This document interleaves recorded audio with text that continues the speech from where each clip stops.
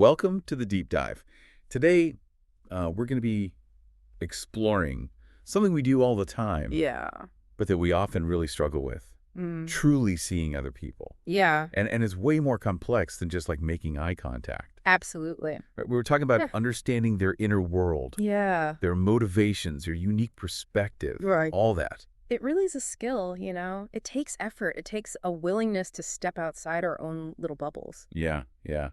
And our guide for this deep dive is David Brooks and his book, How to Know a Person. Great book. It's really good. Yeah. And we're going to unpack why seeing others deeply is so challenging.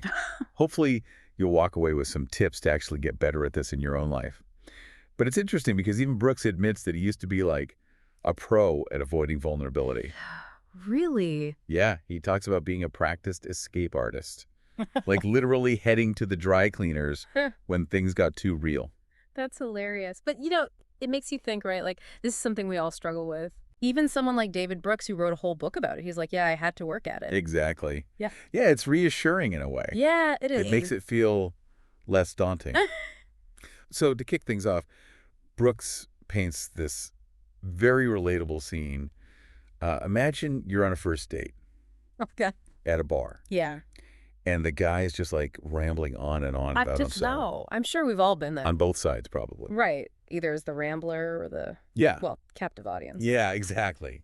And it's such a classic example of how we miss the mark. Yes. When we're trying to really connect with someone, Totally. we get so caught up in our own head, our anxieties and our stories, that we forget to tune in to the person right there. Totally. And Brooks goes on to describe these diminisher tendencies, these mental blocks that prevent us from really seeing people. And he talks about, egotism, where it's all about me. Yeah. Or anxiety, which can, make us withdraw. For fear of judgment. And then there's objectification, where we kind of see people as types instead of as individuals. Right. And then essentialism, where we box people in, assume they'll never change. Oh, essentialism. You know what? I'm so guilty of that. Really? I had this idea about a colleague, and it took me forever to, see them differently. Wow. It made me realize how easy it is to get stuck in these old images of people. Yeah. And how that really limits us. That's such a good point. Yeah. Makes you wonder how many opportunities for connection we just miss because we're clinging to these old perceptions. Right. Yeah. I know I do it sometimes. Me too. Yeah. So to really illustrate how easy it is to misunderstand someone, even someone you're really close to, Brooks shares this powerful story Okay. from Vivian Gornick's memoir. I love her. It's about a mother and daughter grappling with the aftermath of the father's death. Oh, wow. And the daughter is really struggling to understand the depth of her mother's grief. It's interesting how even when you're close to someone, you can totally misunderstand their world. Yeah, especially if you've had really different life experiences. Exactly. And there's this one detail from that story. Yeah? I loved it. The mother and daughter bonded over Yeah. New York-style insults. Oh, that's so funny. It shows you how complex family relationships are. Right. Even when there's tension, there can be these weird points of connection. Absolutely. Yeah. So Brooks then shifts gears a bit and talks about this time he met this incredible woman named LaRue Dorsey in Waco, Texas. Oh, okay. But their conversation was so stiff, so formal. Oh, that's awkward. Yeah, totally. And then this local guy named Jimmy comes along, and it's like instant rapport with Mrs. Dorsey. Interesting. Yeah, total night and day. And this leads Brooks to this idea of the illuminator. The illuminator. Yeah. And it's not about, being an extrovert or anything like that. It's more like a way of being with others that just makes them feel seen. I like that. Yeah. So think of someone in your own life who just makes you feel heard, Yeah. They ask good questions, they really listen to your answers, and they don't judge. That's beautiful. Yeah. It's like they have this illuminator's gaze. Yeah. But what exactly does that look like? Well, Brooks highlights a few key traits. There's tenderness, the Mr. Rogers kind of warmth, and genuine care for others. I love Mr. Rogers. Me too. And then there's generosity, assuming the best in people, seeing their potential. Okay, yeah. And what I thought was really important was receptivity, being open to someone's experience without projecting your own assumptions on them. That's hard though, right? Is. It takes real effort. Yeah, for sure. And then, of course, there's active curiosity. It's not just passively listening. Right. It's wanting to understand their perspective. It makes me think about something Brooks said earlier about approaching people with a sense of reverence, Oh, yeah. like recognizing their inherent dignity. That spark of something sacred. Yeah. He even uses the word soul. Whether you take that literally or not, there's something about acknowledging the depth of every person. And, when you approach people with that reverence, Yeah. it changes everything. Totally. Okay, so we've got these illuminators Hmm. who seem to have this, natural gift for connecting with people. Right. But what about the rest of us? Is there something we can do to get better at seeing people deeply? It does feel like a skill you can develop. Absolutely. It's like a muscle you can train. Okay, good. Because it can feel kind of intimidating. I know, right? But Brooks has some really practical advice. He talks about accompaniment, essentially walking alongside someone on their journey, Okay. offering support without trying to control them. Yeah. It's about respecting their autonomy, trusting them to figure things out. He gives a really powerful example of a woman who lost her daughter in the tsunami, Oh, wow. and her friends just showed up for her, Yeah. meal after meal. They didn't have to say anything profound. That's It beautiful. was just being there, being present. Sometimes that's all you need, right? Yeah, Someone to just be there with you in your pain. totally. And not try to fix it. Yeah. Just acknowledge it. Yeah, just acknowledge the rawness of what they're going through. It can be so powerful. It can be incredible powerful. Not trying to offer solutions or, force a silver lining. Not being there. Yeah. So Brooks introduces this concept called you are a point of view. And essentially it's this idea that we each create our own little world inside Right. based on our experiences, memories, beliefs. Yeah. It's like we're all artists in a way, shaping our own reality. It's a really cool way to think about it. It is, yeah. And it connects back to the grieving mother, right? Totally. Like her whole worldview Yeah. was just totally rocked Yeah. by that loss. Of course. And that impacted how she saw everything else. Mm. So it's a good reminder that everyone's coming from a different place. Definitely. They have their own lenses they're looking through. Yeah, it's like we're all walking around with these invisible filters, shaping how we see everything. Totally, totally. And to make it even more complex, Brooks gets into brain science Okay. and explains why we often misinterpret each other. This should be good. It's really cool. Yeah. So our brains, it turns out, Yeah. don't just passively record reality. Uh-huh. They actively predict what we'll see Oh, wow. and often fill in the gaps based on our assumption. That's so interesting. Like that invisible gorilla experiment, right? You Yeah. can miss something that's right there. Yeah, because your brain's not looking for it. Exactly.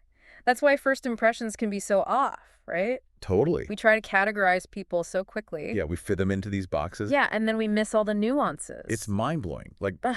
It makes you realize how subjective reality actually is. Yeah, totally. So how do we get past that in our conversations? We can't walk around with brain scanners attached to us. Right.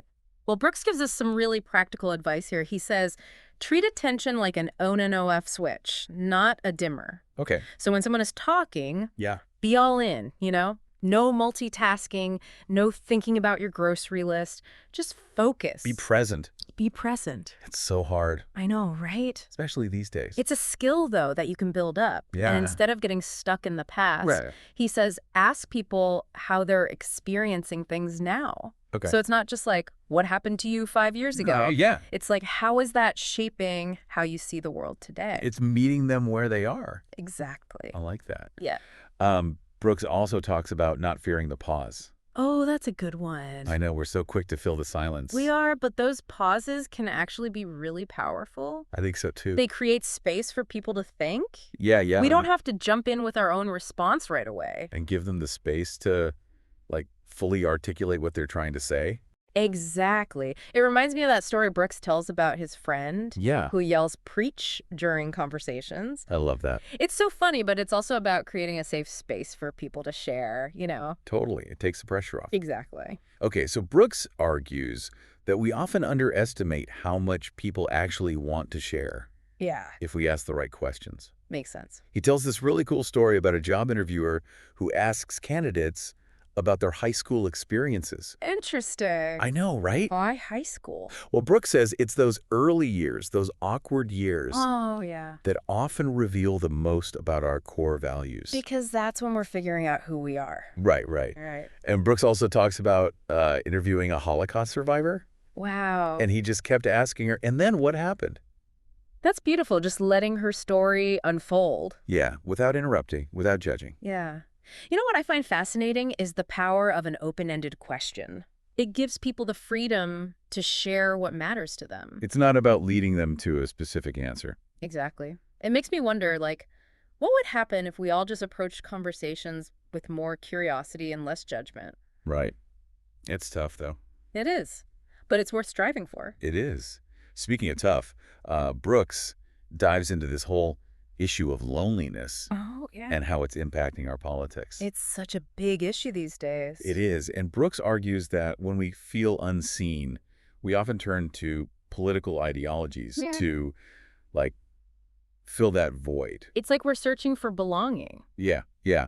But it's important to clarify, he's not saying one side is better than the other. Right. It's not about that. It's that any ideology Yeah. can become a way to, like, feel superior. Yeah. But it doesn't actually address that deeper need for connection. It's a temporary fix. Right, right. Yeah. It's a really thought-provoking point. Like, Yeah. how much of our political engagement is about solving problems Mm-hmm. versus just wanting to belong, to be validated? Right. Good question. Something to think about for sure. Okay, shifting gears a bit, Brooks takes us back to childhood Okay. and how it shapes how we see the world. That makes sense. Right. And we learn those really basic things like, am I safe? Am I worthy? We learned that so early on. Yeah, yeah. And those early experiences, they leave a mark, don't they? They really do. It's not about blaming our parents or anything, No. but it's about recognizing that we all carry these patterns from our childhood. It impacts how we relate to people. Yeah. There was this finding from the Grant study, you know, that long study of Harvard men. Yeah. Turns out having a warm, supportive family home was the #1 predictor of success in life. Wow, even more than intelligence. Even more than intelligence. That's amazing. Okay, so little personality psychology 101. Okay. Brooks talks about the big 5 personality traits. Right. Extroversion, conscientiousness, all that. And what I appreciate is he says no type is better. We all have our own unique blend of these traits. And that's what makes us interesting, right? Exactly. And he gives this great example of Erica, this high extroversion woman who thrives on pleasure, excitement. Doesn't necessarily mean she's a social butterfly. Right, right. And the good news is those traits can change over time. Really? Yeah. With effort and the right relationships, they can evolve. That's hopeful. Yeah, we're not stuck with these labels. Brooks then talks about these life tasks we go through. Like finding love, building a career, that kind of thing. Exactly. Each one requires, like, a different mindset. It's like leveling up in a video game. Totally. And he highlights this interpersonal stage where we're craving belonging. Ah, I remember that. It leads to these intense friendships, You get so embedded in the group. Yeah. And you could lose your sense of self. Yeah, it's that tension between belonging and individuality. It is. It's a tough one. Makes you think about those times in your own life when you were really embedded in a group. Mm-hmm. What did you learn from that? Right. Did you lose yourself a little bit? Where did you find yourself? Good question. Okay, on to the power of story. Okay. Brooks argues that asking people to share their life story, it helps them make sense of their experiences, but it also helps us see them more fully. Yeah, like we're getting a glimpse inside their world. Totally. And it's amazing how much we enjoy hearing other people's stories. I know, right? Like, there's this study where they asked commuters on a train to talk to a stranger. Oh, yeah? They had a much more enjoyable commute than the people on their phones. That's awesome. Shows we're wired for connection, even with people we don't know. It is. I also thought this idea of inner speech was really interesting. Oh, yeah. What about that? Like, sometimes it's not even us talking in our heads. It's Yeah. like another voice. Makes you wonder about the stories we tell ourselves, you know? Totally. Uh, Okay, on to the final section of the book. Okay, what's Brooks got for us? He reminds us that we're all shaped by the cultures and families we come from. Yeah, totally. Even if we don't always realize it, it's like these ancestral echoes Oh, I like that. that show up in our values, our beliefs. Our personalities, even. Yeah, he uses Zora Neale Hurston as an example. Oh, the writer. Yeah. She grew up in an all-black town in the early 1900s, and that really shaped her independent spirit. Makes you think about your own heritage. It does. Right. Like, how have those ancestral echoes shown up in your life? It's fascinating to think about. Yeah. Yeah, it really is fascinating to think about how those unseen forces shape how we see the world. Yeah. So we've covered a lot of ground in this deep dive Yeah. into David Brooks's How to Know a Person. We've talked about those diminisher Yeah, tendencies. those mental blocks. Yeah, to get in the way of really seeing people, Right, and then the illuminator. the people who just seem to have that gift. Yeah, like how do they do it? Right. And we even got into brain science, Oh yeah, all that stuff about how our brains predict what we'll see. which is crazy, and personality psychology too. Right. It's like we're all so different. Yeah, we are. And we talked about accompaniment Being there for people without trying to fix them. and asking the right questions and the impact of our childhoods. Our families, our cultures. All these things that shape how we see the world. Yeah. But the question is, what does all this mean for us, like practically speaking? Right. How do we use this in our own lives? Exactly. Mm. Well, Brooks kind of reflects on his own journey, becoming a better seer of people. Okay. And he admits he still struggles with, wanting to impress people Yeah, we all do that. instead of truly connecting. Yeah, it's hard to let go of the ego. It is. Yeah. But he has noticed a shift in how he approaches conversations now. Like how so? He describes being more vulnerable, Okay. more open, more kind. I like that. Yeah, and really trying to listen to the other person. It's about getting out of our own heads, right? Yeah, totally. It's shifting that focus. Focusing on them. Yeah. He also talks about turning those average conversations into something memorable. Ooh, I like that. Yeah, like going beyond the surface level. Asking deeper questions. Right. It makes me think about the conversations that have really stuck with me. Yeah, the ones that really made an impact. What made them special? Was it the questions that were asked or the energy that was there? Or just that feeling of being truly heard, you know? Yes. It's like becoming What's the word? a conversational sommelier. Oh, I like that. Yeah, learning to savor the nuances. That's beautiful. But how do we do that in a world with so many distractions? Right. Our phones are always buzzing. Yeah, it's hard. Takes practice. Brooks gives some good advice, though. Yeah. Like remembering that attention is an on off switch, not a dimmer. Okay, yeah. So when someone's talking, be all there. Put your phone away, quiet your mind, Be present. be present. Create that space for connection. Exactly. And don't be afraid to ask those big, open-ended questions. Yeah. The ones that really get people talking. Invite them to share their story. And then really listen to their answers, you know? Hmm. Not just the words, but the feelings behind the words. What are they really trying to say? What are their hopes, their fears? And don't be afraid of those silences. Yeah, the pauses. Sometimes that's when the real magic happens. I think so too. Yeah. So Brooks leaves us with a final question. Okay, hit me with it. Imagine someone is writing your biography. What are the key scenes they would need to capture to really understand who you are? Whoa. I know, right? It's a big one. It makes you think about your whole life. It does. What are the defining moments? The stories we tell ourselves? It's like, who are we, really? Yeah.